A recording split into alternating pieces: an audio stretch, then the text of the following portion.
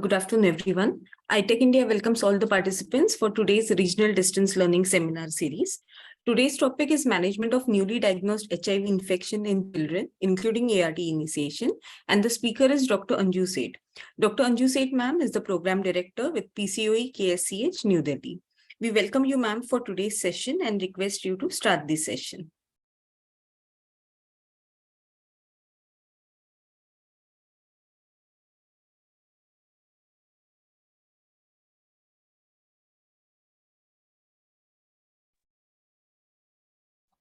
Good afternoon, everyone.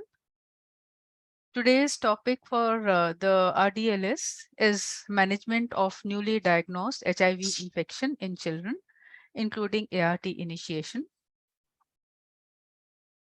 Rajni जा नहीं रहा, यहाँ से तो नहीं होगा.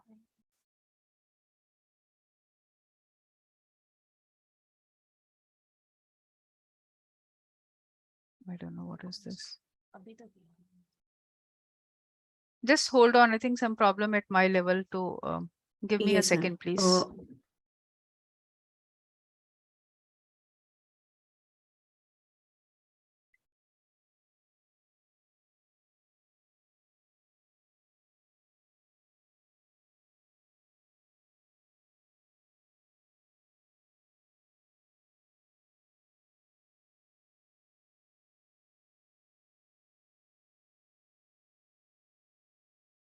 Are my slides visible, I hope?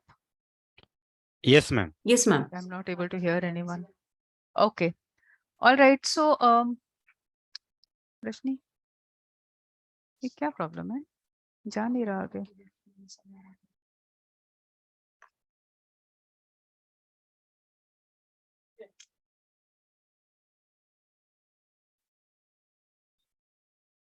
So what I'm going to cover is briefly, when you are encountering a child who's newly diagnosed with HIV, what are the important things to do? We'll talk a little bit about pre-ART care, when to start therapy, what are we trying to achieve. I will not spend time on principles of ART because they are common with adult ART, but we'll talk a little bit about ART regimes in children and post ART initiation follow-up, just a little bit.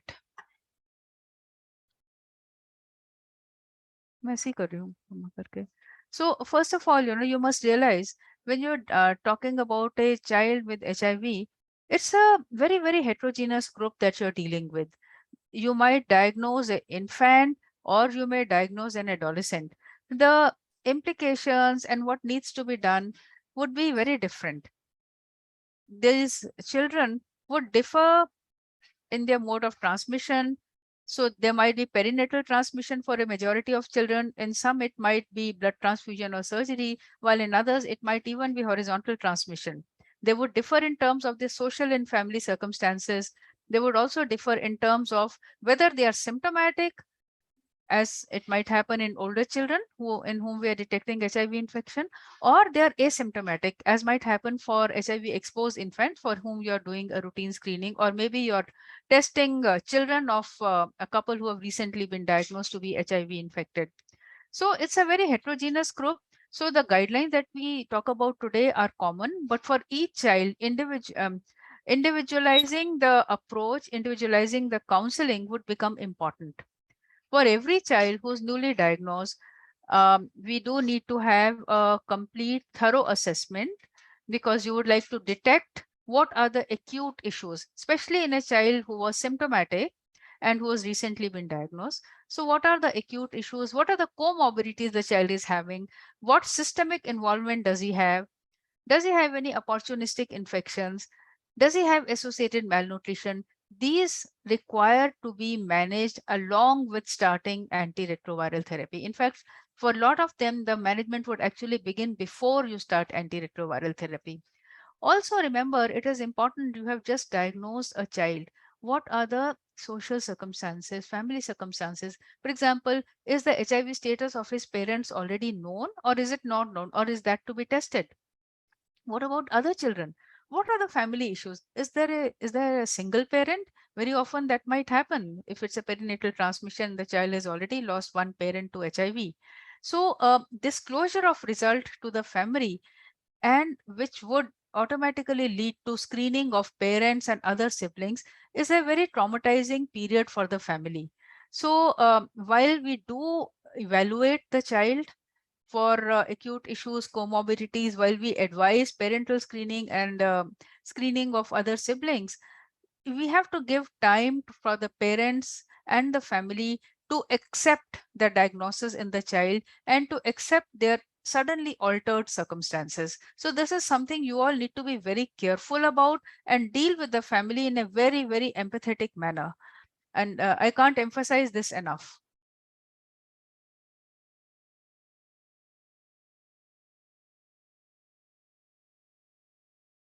So once we have detected the child, then one of the first important, apart from what I have already said, I'll go into the details of some of the things that I have mentioned in the previous slide. We first need to determine the clinical and immunological staging. I have not presented the clinical and immunological staging in detail in this slide, but we need to have that table in front of us and we need to do a complete clinical assessment. And this is what the complete clinical assessment will include. This will tell us how to assess growth of a child. More details of this would be discussed in a session on nutritional care. But primarily, we should know that a child's growth is an overall summary indicator of a child's health. Most children with HIV infections, unless they have been started on antiretroviral therapy very, very early on, tend to be stunted. And many of them, when they become symptomatic, may also have wasting associated. So assessment of nutritional status and nutritional management is a part and parcel of the holistic HIV care of the child. So growth assessment, which also assesses their nutritional status, is a very important component of assessment of a child who's newly diagnosed to have HIV. In addition, the history and physical examination will help us identify the various nutritional problems a child may have. For example, he may have associated anemia, he may have vitamin deficiencies. The physical examination would help us pick up the opportunistic infections, which could be myriad, right from a respiratory infection to a diarrhea to a skin infections. You are well to candidiasis. You are well aware how important a clinical evaluation is for a child with HIV infection. Developmental assessment is again very important because child with HIV being a neurotropic virus, can have a delayed development, and this would have implications not only in diagnosis but also in further management of the child, because you are looking at the child going to a normal school. Some laboratory assessment is also needed, and finally the psychological assessment.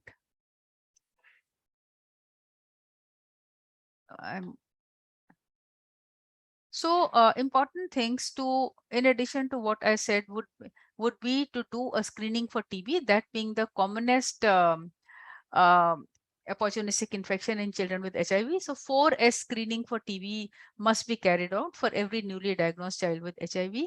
Key appropriate developmental milestones. Are there any behavioral abnormalities? Review of relevant medical documents. The child might have had a prolonged history of various repeated infections in the past. We need to look at that. And we also need to assess the immunization status of the child. So an examination, as I mentioned earlier, look for anemia, edema, other nutritional deficiencies, look for jaundice. Acute infections like fever, respiratory distress, decreased activity, altered sensorium. Remember, a child who has these signs of general sickness would require to be urgently evaluated by a pediatrician and managed in a pediatric ward. Presence of oral thrush, oral hairy leukoplakia, gingival erythema, parotid enlargement, clubbing, lymphadenopathy, all these things need to be looked at, and there can be various causes for lymphadenopathy, the commonest being tuberculosis. It could be HIV itself, it could be some skin infection, and finally lymphadenopathy in children with HIV can also be because of associated malignancies. HIV dermatitis again and hepatosplenomegaly should again be looked at. So broadly, you are actually looking at clinical features of HIV, the various involvement of various systems by HIV, and you're looking at various opportunistic infections. Development assessment is important. So there are some things you look for, which would indicate the developmental status of the child. For example, if there is a loss of previously acquired developmental skill, the developmental regression, for example, a child who could earlier sit is no longer able to do that. A child who was able to walk is no longer able to do that. So loss of previously acquired skills. If the parents feel that the vision of the child is not okay, he's not fixing on an object, he's not following objects, he's not able to hear. If the parents feel there is a persistently low tone, you have examined the child and you feel the baby is floppy, he doesn't have a speech, any meaningful speech by 18 months of age. Any asymmetry of movement means he seems to have a handedness. So in general, before the age of 2 to 3 years, a child should not prefer use of one hand over the other. So asymmetry of movement or a hand preference below the age of 18 months may indicate a neurological involvement. So persistent toe walking, a head circumference, usually microcephaly, which we define as below -3 standard deviation for age. So all these indicate that the child's development is not appropriate. Then there are some negative indicators, that is loss of achieving the expected milestones. So these are known as red flags. For example, if a child is not able to sit unsupported by 12 months, is not able to walk unsupported by 18 months, not able to run by 2.5 years of age, not able to hold objects placed in his hand by 5 months. So there are some clearly defined red flags. You don't need to remember them. Your red flags are very clearly presented in the treatment guidelines. Just keep them in front of you and quickly run them by the child's appropriate age. This is something we had discussed in the last presentation also, when we talked about following a HIV exposed infant. The same chart can be the Trivandrum development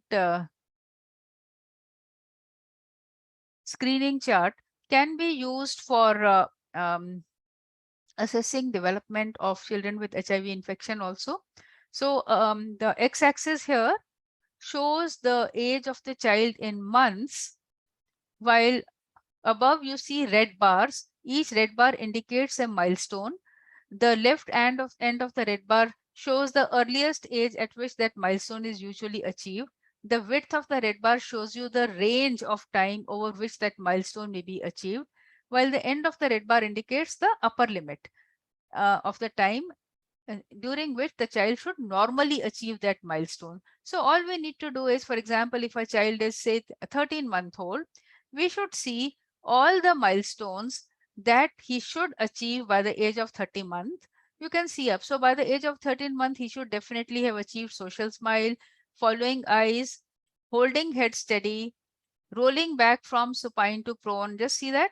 And all the milestones actually going right up to fine prehension pellet, standing by furniture, holding the pellet, all this he should have achieved. Most children by 13 months would also achieve patty cake. So anything which is, all these he should have achieved. So if he is a child of this age, for example, at 13 months, is not able to raise self to sitting position, is not able to stand by furniture, is not able to transfer objects, then that's a problem. So using this Trivandrum development screening, you can grossly pick up what the child is, that this child is delayed in development. And any child who seems to fail this screening test, you should take a pediatrician's opinion. So this is our clinical assessment. We have not presented it here, but I did mention in the follow-up of HIV exposed infants that you must make a growth chart. So in the growth chart, you should plot the child's weight for age minimum. Preferable would also be you can take a chart which has weight and height and plot both. Because these children, as I said earlier, tend to have stunting. So plot their growth. And a longitudinal record of growth helps you to follow up these children over time. Now, all children who are newly diagnosed to have HIV infection also need to have certain laboratory tests done. So some tests or the so-called baseline investigations are to be done for every child. These include the hemogram and the CBC. urine for routine and microscopic examination, random blood sugar, blood urea, serum creatinine, the LFT, the CD4 count and percentage. VDRL we do not need to do in all children. But if you are dealing with the adolescent, it's a good idea to do VDRL. HBS, AG and anti-HCV IgG, if available, you should do it. An X-ray chest. Again, pregnancy test may be required in some adolescents if need be. And in areas where Kala Azar is endemic, one might like to rule out a associated Kala Azar also by a RK39 test. So these are the baseline evaluation that every child with HIV requires. In addition, the based on the symptoms and our clinical findings on examination, we should do more tests. So if you are, for example, thinking in terms of there are some skin infections, you might like to do a skin scraping. If a child is having rickets associated, you might like to work him up for that. So if a child is having diarrhea, you might like to do a stool examination and so on. If you're thinking in terms of tuberculosis, you would definitely like to do a sputum examination. And if there are lymph nodes, sometimes the child may of a significant size, he may require more investigation like an FNAC. So additional tests would depend upon our baseline assessment. But we should keep in mind that sometimes some tests may not be available. So we should do all that we can, but do not unnecessarily delay initiating ART. These things can go on along with initiating ART because sometimes these patients are sick and they don't give you too much time.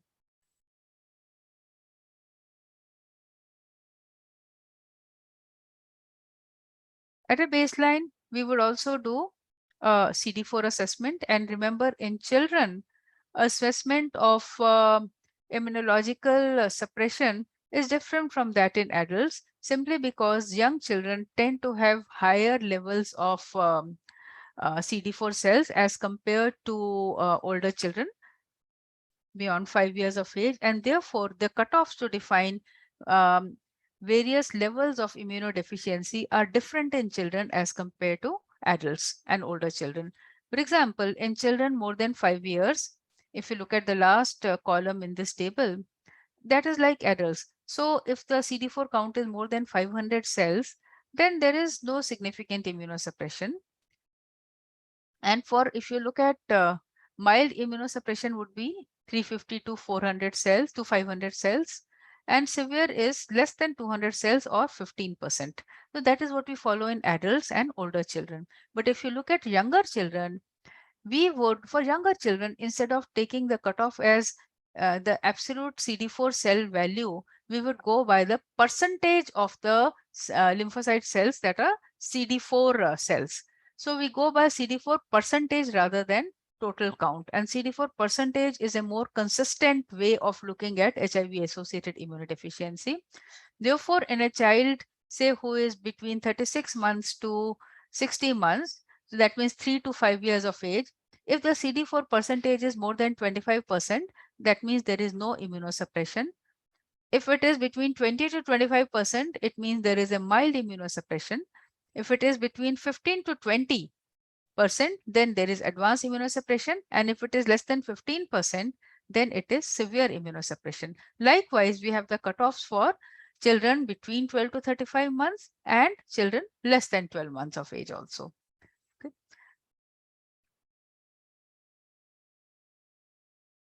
So having done a baseline evaluation, next comes the concept of pre-ART care. Many years ago, when we were not starting ART in all patients who were diagnosed with HIV, rather starting ART was dependent upon the patient fulfilling certain clinical and immunological criteria. Many patients would remain in a relatively prolonged period of pre-ART care, where one would carry out a certain set of activities whereby we would try to maintain the clinical and the nutritional status of the patient in an optimum way so that the initiation of ART can be delayed as much as possible. Things have moved on from that time, and as of now, we follow the treat all policy. Now, what treat all policy means is when you diagnose HIV infection in a patient, you don't have to wait for some clinical and immunological criteria to be fulfilled before he can be started on ART. Rather, every patient who's diagnosed to have HIV must be initiated on antiretroviral therapy. But it is important to realize that the concept of pre-ART care still remains relevant. So the period between the detection of HIV infection and initiating ART has reduced over time, but what needs to be done during that time has remained very, very relevant, and all these activities must still be carried out or at least initiated before starting ART and continued along with ART. So these are the things we should look at.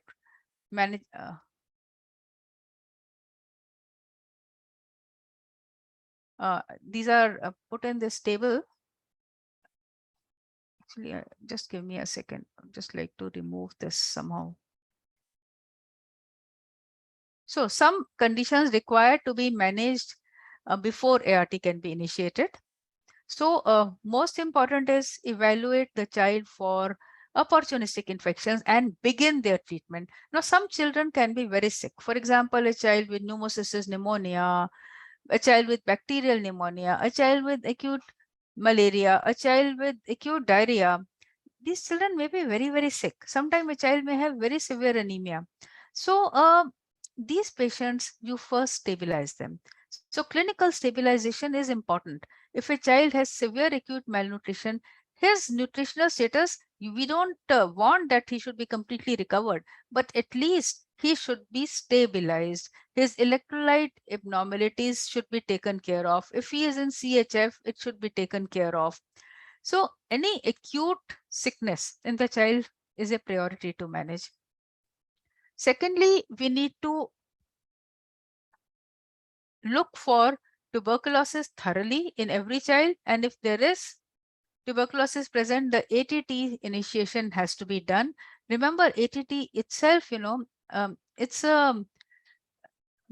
child requires multiple drugs, and these drugs also carry their own toxicity.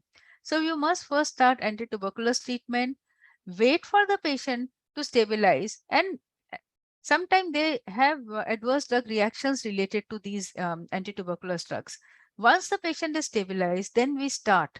We would like to start ART as soon as possible, would definitely prefer to start within 2 weeks of starting TB treatment, but please stabilize the patient. Sometimes the period of 2 weeks may not be possible to be adhered if a child has, say, tubercular meningitis and he is very, very sick and you are not able to stabilize. Okay. So, but in most patients, we are able to start ART within 2 weeks. Unless, of course, patient has severe hepatotoxicity, that also happens. Every time these patients are prone to hepatotoxicity also. So if a patient has hepatotoxicity, then starting, you would like to at least manage that, stabilize the patient on ATT before adding antiretroviral therapy. Apart from that, look for any other infection and manage. If there is anemia, start treatment for anemia. If there is, as I said, severe acute malnutrition, start the nutritional rehabilitation. So all these conditions need to be first managed.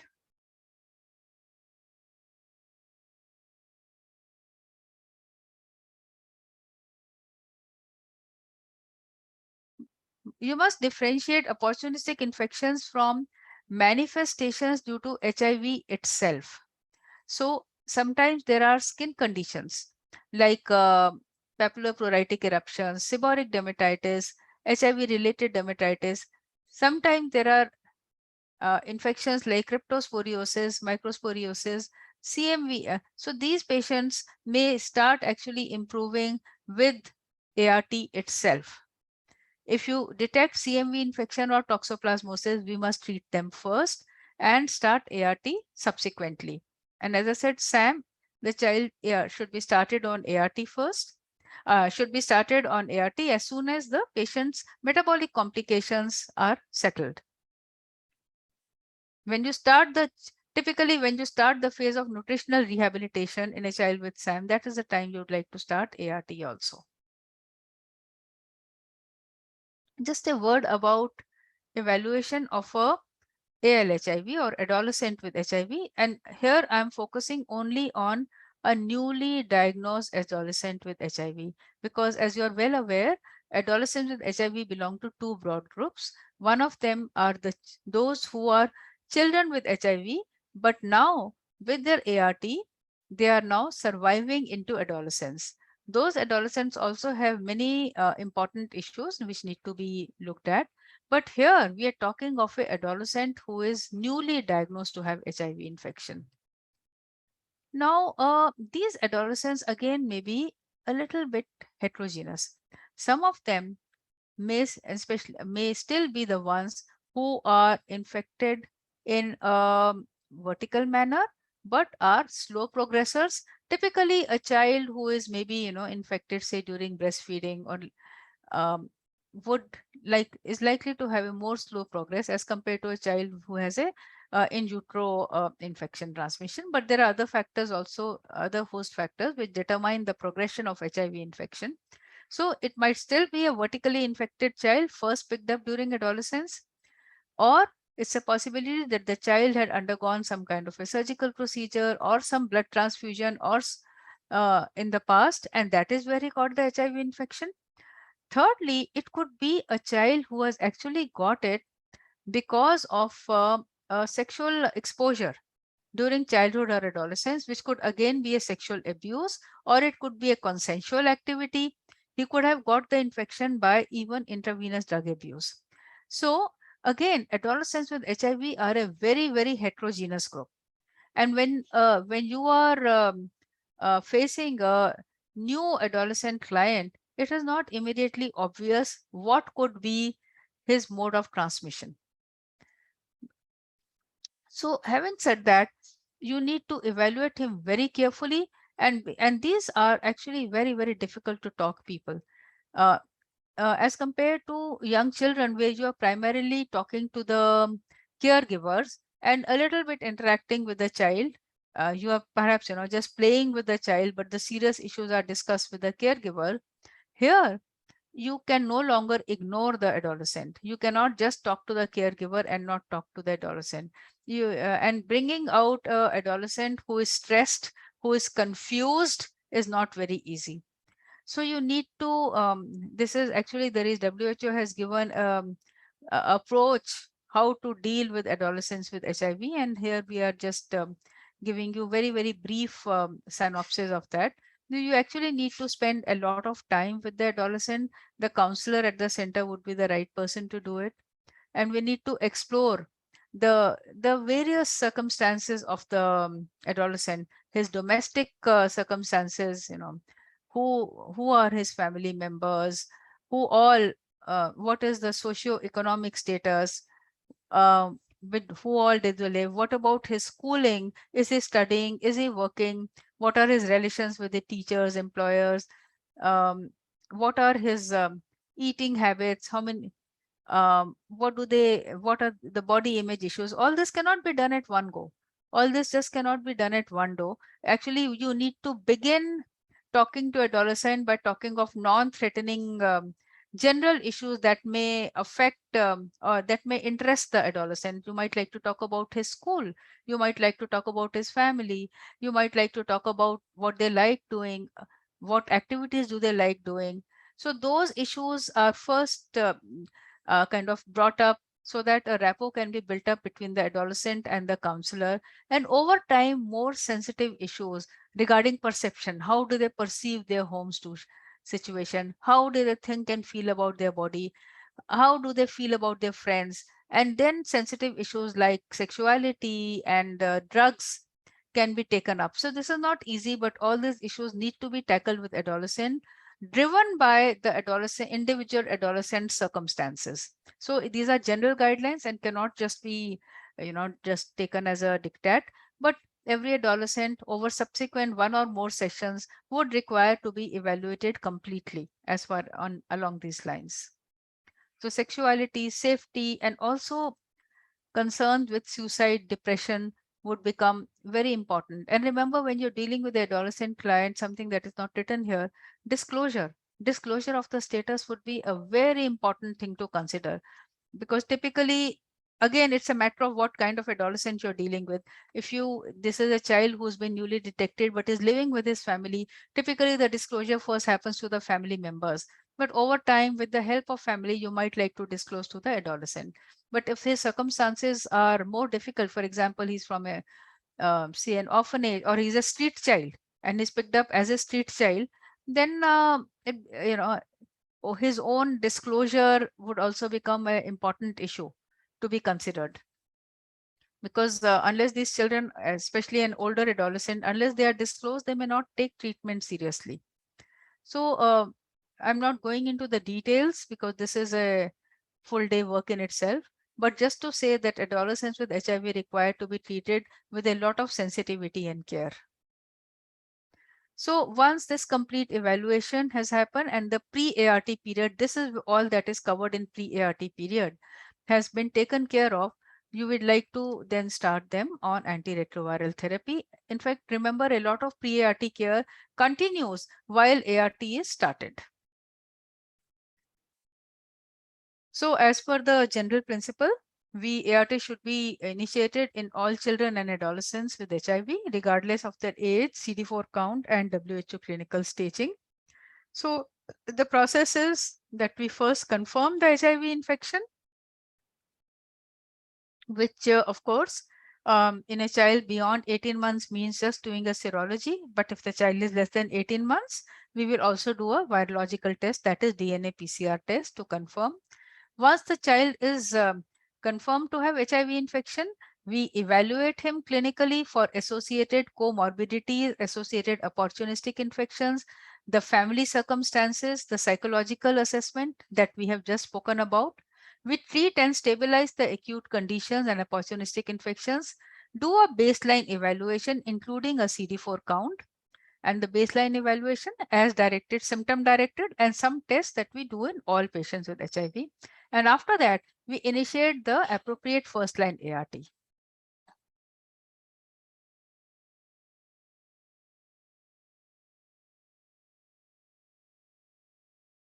So talking about the first line ART, these are the regimes. If a child is less than 6 years age and the body weight is less than 20 kg, all children up to 6 years of age, we would like to begin on abacavir, lamivudine, and lopinavir/ritonavir, that is a PI-based regime.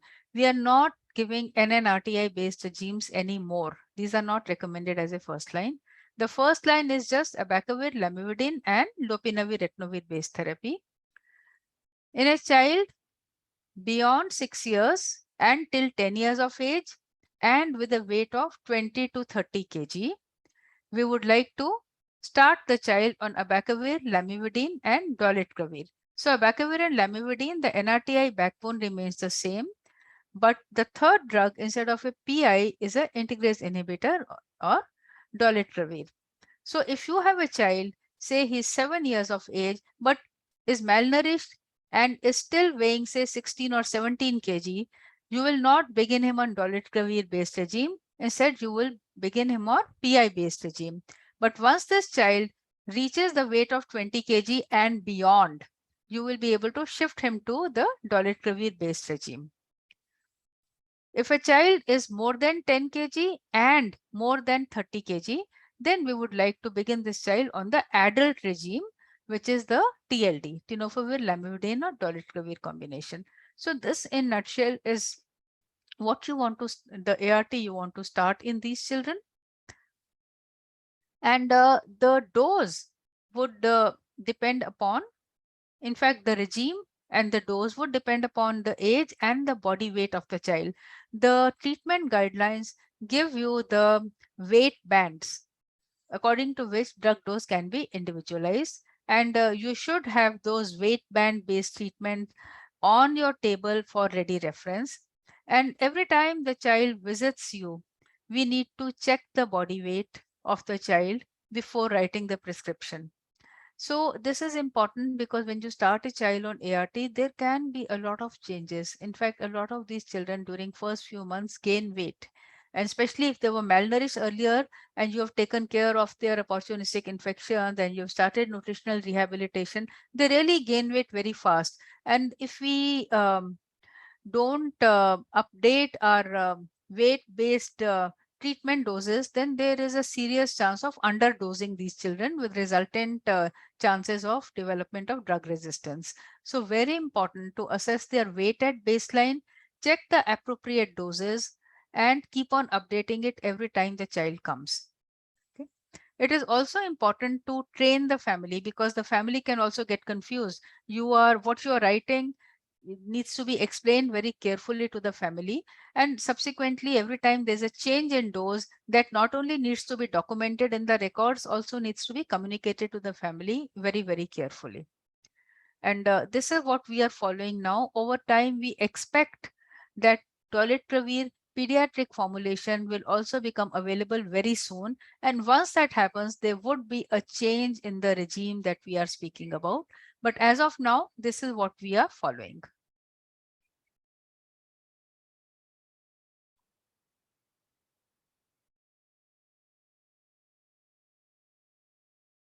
So I will not go through the entire tables. There are multiple tables. We don't need to go through them, but just to familiarize you, what these tables show are the weight bands. On the top, you can see 3 to 5.9 kg, 6 to 9.9 kg, 10 to 13.9, and so on. And then it tells you the dose to be given morning and night.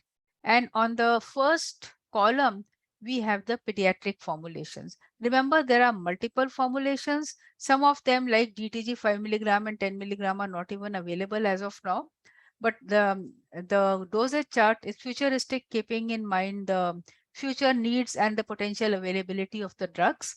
So please get familiar with using these tables. So for example, if you want to start, there is a child who is say 2-year-old needs to be started and the weight of the child is 11 kg, 2-year-old 11 kg. I would like to start him on which formulation? Abacavir, lamivudine, and a PI based formulation, right? So we would look at the abacavir lamivudine dose, look at the 60-30 milligram tablet. Abacavir lamivudine 60-30 tablet can be taken, and this child, because he is say 11 kg, he'll require 2 tablets morning and 2 tablets evening for the same. And in addition, he would require lopinavir ritonavir. If you have the pellets, then the same, he can be given 4 capsules morning and evening each.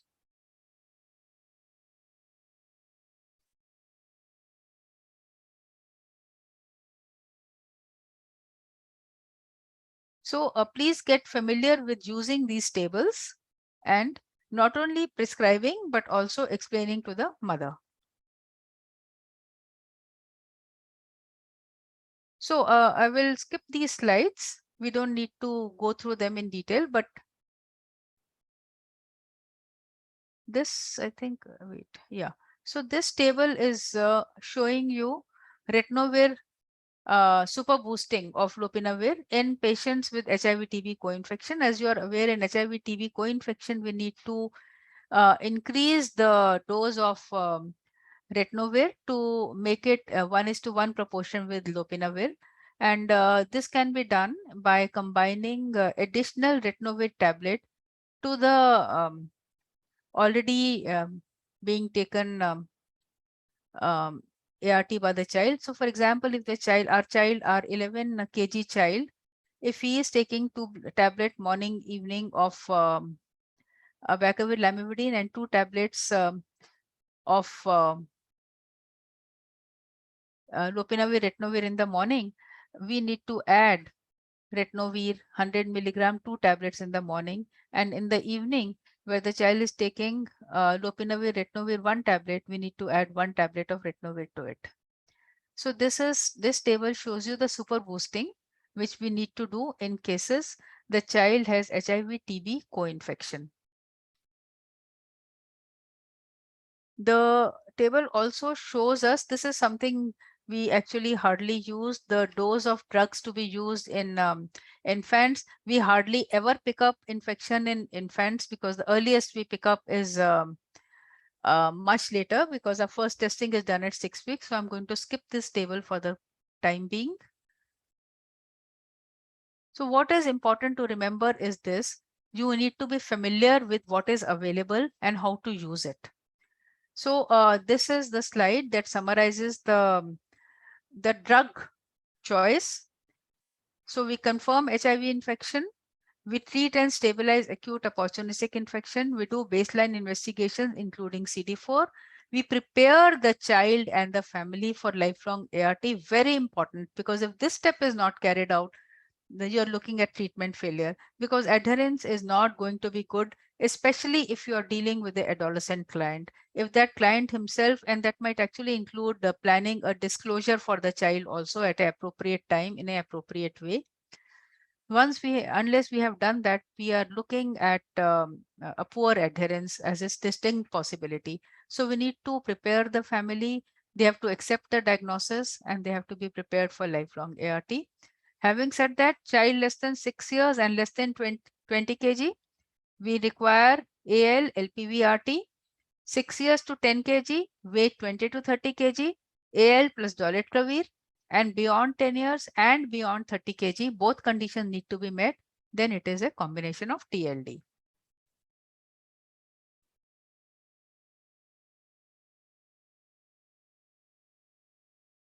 So the only special condition I would like you to talk about here is when the child is getting ATT, because ATT being the rifampicin being an enzyme inducer affects the metabolism of antiretroviral drugs.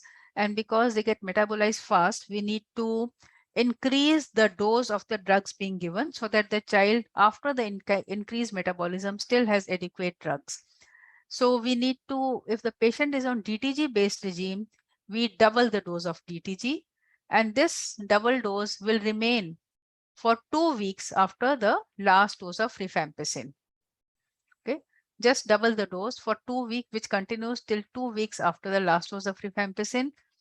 Likewise, lopinavir retinoir based regimen requires super boosting of lopinavir with retinoir, that is making the ratio of LPV and RT 1:1. And this again continues for the duration of ATT till 2 weeks after stopping rifampicin. We are not using efavirenz based regime as a first line regime anymore, but in a situation, say with treatment failure, if the child is on efavirenz based regimen, it does not require any modification. And if the child is on a regime containing both DTG and LPV-RT, both need to be doubled.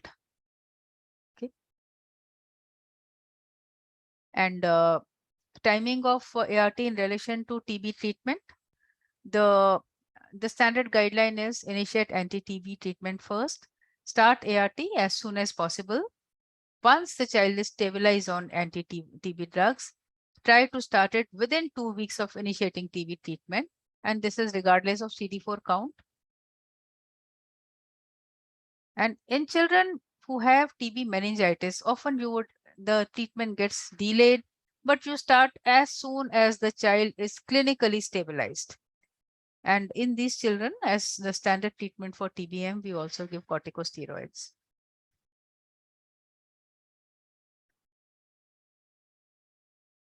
So I think I will skip this slide. It just tells us that it's the same, the regimes don't change, the doses change. So the child continues to take whatever regime he's been started on, whether it is a PI based regime, whether it is a dolutegravir based regime, or it is a tenofovir based regime. The regime and tenofovir and dolutegravir based regime, the regimes remain the same, the dosage change while the child is on ATT. Once you have started ART, it is important to monitor the child, and initially the child must be followed monthly. And important things to check during each visit are looking at the growth, development, and nutrition at every time. The first few months after starting ART can be very, very eventful. So we need to actually look during these visits, look at any new clinical event. So every time you see the child, find out, how are you? What has happened to you during last 1 month? Anything new? And that anything new could actually be either a new opportunistic infection because his body is yet to recover completely from immunosuppression. It could also be in another child a manifestation of immune reconstitution inflammatory syndrome, which means as the body's immune system gets more robust with ART, the child's body starts reacting to various antigens, say maybe diseased antigens, which were there in his body, but he was not reacting earlier. So he might end up having a flare of hepatitis B, he might end up having a flare of tubercular meningitis, or yet another child, the new clinical event may actually be an adverse reaction to the antiretroviral drug, or if he was taking ATT, even to ATT. So a lot of things can happen during first 6 months on antiretroviral therapy. You would have to assess every event carefully and find out, is it likely to represent a new OI? Is it likely to represent a IRIS? Or is it likely to represent an adverse drug reaction to ART? So I will not go more into the details. This session is not talking about monitoring after initiation of ART. So continue to do TB screening on every visit and look at treatment adherence. At this time, when the child is initially started on drugs and so many new things might be happening, his adherence might be affected. In fact, one of the studies we did it at our own center, we published data related to short-term antiretroviral, short-term adverse events related to antiretroviral therapy. And what we actually found was a lot of children have, and this was only in children, a lot of children have drug-related adverse events, but most of them are mild and self-limiting. So what is important is to prepare the family, and simple solutions often help control these symptoms. But unless these are looked for, unless families counseled how to manage them, unless families supported during them, they can impact upon the treatment adherence. Therefore, it is important that we actually take these events very, very seriously and manage them so that ART adherence is not impacted upon. And just to re-emphasize, we should check the dose of ART as per body weight on every visit. So this is what we do on follow-up. We check for adherence to ART. We look for new OIs. We do growth monitoring. We do clinical staging. We do viral load testing 6 months after starting ART and then annually, and we do a CD4 count. Remember, ongoing counseling and support are critical for success of ART. Once you have started ART, it needs to be given lifelong with more than 95% adherence. So not only it's the ongoing support to the family, it is the ongoing support to the child. And as the child grows older, his understanding increases with age. So your communication with the child, what you speak to him and how you speak to him, whether it is diagnosis disclosure, whether it is adherence evaluation, helping the child cope with the demands of ART, helping the child deal with adverse drug reaction, helping the child deal with stigma, helping him negotiate life, careers, relationship. You as the ART center staff have a very important role to play there, dealing with broken families, financial issues, bereavement, depression, the list is endless. So I think it is much more than, so beginning ART in a child is actually start of a new relationship with the child and the family. Okay, and you must involve the pediatrician also in this activity. So these are my last comments. That antiretroviral therapy is a lifelong commitment and requires an ongoing relationship with the treating team. Family-centric approach, where often more than one family members may be involved, may be affected by HIV. Family-centric approach is the best way to treat. The role of ART center team is of paramount importance in everything. Once the child is diagnosed and comes to you, diagnosis of opportunistic infection, associated nutritional deficiencies, management of intercurrent illnesses, ongoing support, counseling, motivation of the family, and ensuring adherence. And remember, take opinion of a pediatrician and other experts. You may require opinion of dermatologist, you may require opinion of an ophthalmologist, psychologist, a clinical psychiatrist, and everybody. So take their help as required in managing issues beyond the expertise, your own expertise. Thank you. Thank you so much, ma'am. So that is all from my side today. Thanks. Yeah, thank you, ma'am. Sorry, we have a technical error today. Ma'am, we are So not there is some able issue. to... I'm not able to hear anything.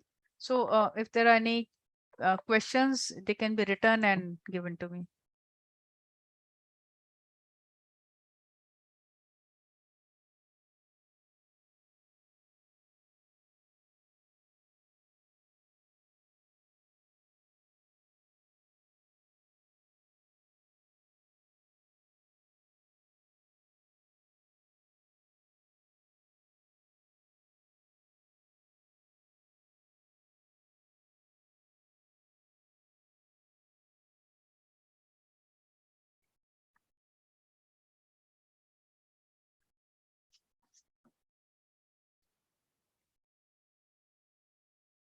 I was seeing some questions. Or se bandi kar diya session. Yeah, so there is one question. Many children on ART shows raised serum alkaline phosphatase level, the other LFT is being normal. So actually alkaline phosphatase can be not only be released from liver, it is also released from the bone. So if a child has raised serum ALP levels, you need to look at both. Look at the LFT, and remember the LFT in these children can be deranged for multiple reasons. It could be because of HIV itself. It could be because of other hepatotropic viruses, especially hepatitis B, hepatitis C, but also CMV and others. And so you need to look at that. And you also need to consider this a problem of, say, vitamin D deficiency, because there are nutritional issues also. And if there is associated vitamin D deficiency, the children may have raised alkaline phosphatase. So evaluate their bone health also.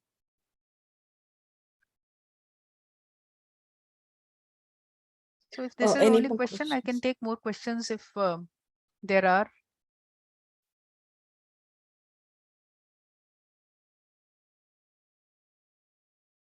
Okay. Thank you. We'll close the session. Thank you so much, ma'am. Thank you to all the participants for Ma'am, patient listening. poll is Yes, we'll take the poll. Please note the next session is tomorrow, that is 22nd February. The topic is advanced disease management in CLHIV. For this topic, participants can refer to chapter 3.3 of the National Guidelines for HIV care and treatment. The feedback poll is now visible on your screen. There are 4 questions in all. Please attempt all the 4 questions.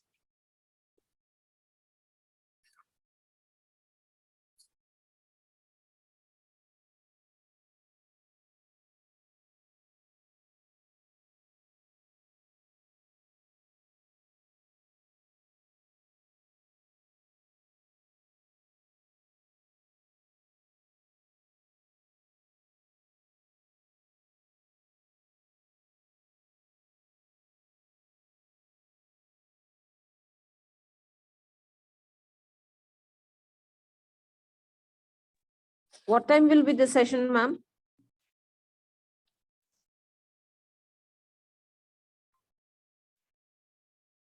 Shweta, ma'am, what time will be the session?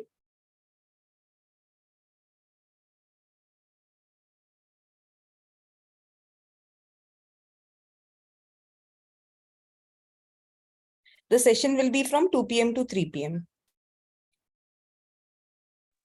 Thank you, ma'am. Thank you. We'll conclude the session now. Thank you.